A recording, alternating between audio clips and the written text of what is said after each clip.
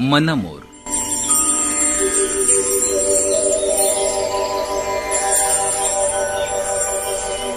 लेखिका आणि संवादिका डॉक्टर वीणा पवार.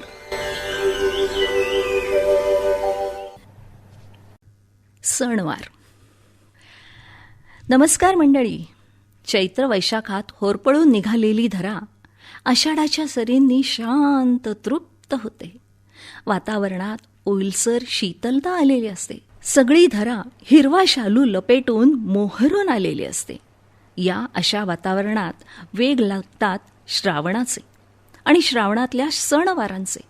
सुरुवात होते नागपंचमीपासून, मग नारळी पौर्णिमा, जन्माष्टमी, श्रावणाची सांगता होते पोळ्यानी. पण पुढे भाद्रपद, अश्विन, कार्तिक महिने पण सणवारांनी भरलेले असतात. सर्वांची राणी दिवाळी तर सणांचा कळस आपण दीपोत्सव करून साजरी करतो. या सगळ्या सणवारात घरातलं वातावरण कसं चैतन्याने भरलेलं, उत्साहाने सळसळत असतं. आरत्या, पूजा, फुलं, तोरणं, दिव्यांचा लखलखाट, सुंदर पदार्थांची रेलचेल जिभेला तृप्ती देत असते. आणि मनात सहज विचार आला, याच काळात पावसाळाही असतो. का बरं इतके सणवार याच काळात असतील? बाकी वर्षभर थोडेफार असतात, पण या काळात तर लाटेवर लाट आल्यासारखे एकामागोमाग एक. की पाऊस पडला, आता शेतात छान पीक येणार, या आनंदात हे सणवार साजरे होतात. खरं तर पावसाळी हवामान तसं निरुत्साही. सारखा हवेतला ओलसरपणा, सगळीकडे चिखल, पाणी, पावसाची रिपरिप आणि काहीसं कुंद वातावरण असतं हे पावसाळ्याचं. नदी नाले दुथडी भरून वाहतात. काही वेळा नद्यांना पूरही येतो आणि त्यात घरदारही वाहून जातात. असं असलं तरीही त्यामुळे होणारं नुकसान सहन करूनही जमेल तसं प्रत्येक जण आपापल्या परीने सण साजरे करतोच.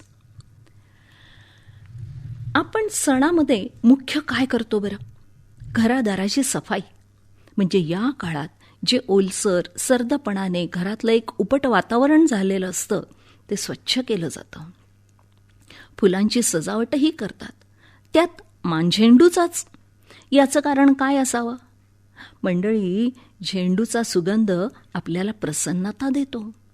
खूपसे आजार झेंडूच्या फुलांच्या काढ्याने कमी होतात. झेंडूच्या फुलांचं तोरण, माळा घरभर लावतो आपण, मग त्याचा सुगंध घरभर पसरतोच ना. त्यामुळे वातावरण शुद्ध व्हायला मदत होते. आरतीच्या वेळी धूप, कापूर जाळला जातो. ही आरती आपण घरभर फिरवतो. म्हणजेच त्या धूप आणि कापराने आपण घरातलं वातावरण शुद्ध करण्याचा प्रयत्न करतो. पावसाळ्यात जसं झाडं झुडपं वाढतात तसंच किडे मकोडे पण खूप नवनवीन जन्म घेतात. त्यांना घराबाहेर घालवण्याचं काम ही धूपारती करते. ह्याच कापूर धूपाचा सुगंध आपल्या श्वासातून शरीरात जातो. मग शरीरावरही त्याचा परिणाम होणारच ना. आरती करताना टाळ्या वाजवतो, आपोआप हाताच्या तळव्यावरचे ॲक्युप्रेशर होते, रक्तप्रवाह सुधारतो. विचार करायला लागलं की प्रत्येक गोष्टीमागचं शास्त्र आपल्या लक्षात यायला लागतं. रूढी, परंपरा यात विज्ञान लपलेलं दिसतं. मग त्याला पापपुण्याची झालर लावली की या रूढी परंपरा अजून जाणीवपूर्वक पाळल्या जातात. देवाला अर्पण करण्याची पानं, फुलं यात सुद्धा विज्ञान आहे. प्रत्येकाचा औषधी गुणधर्म आपण जाणून घ्यायला हवा.